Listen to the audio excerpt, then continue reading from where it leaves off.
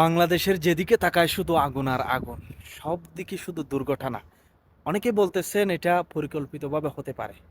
আমি বলবো তাদেরকে পরিকল্পিতভাবে মানে এই জন্য করতেছে, ডক্টর ইউনূসকে একটু মানে করার জন্য, নরম করার জন্য।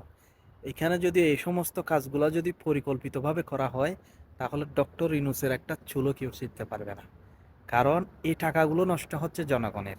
এই টাকাগুলো শেখ হাসিনার নষ্ট হচ্ছে না, খালেদা জিয়ার নষ্ট হচ্ছে না, ডক্টর ইউনূসের নষ্ট হচ্ছে না। অন্য কোনো সরকারও যদি আসে তারও নষ্ট হবে না। এই টাকাগুলো নষ্ট হবে জনগণের, আমাদের দেশের।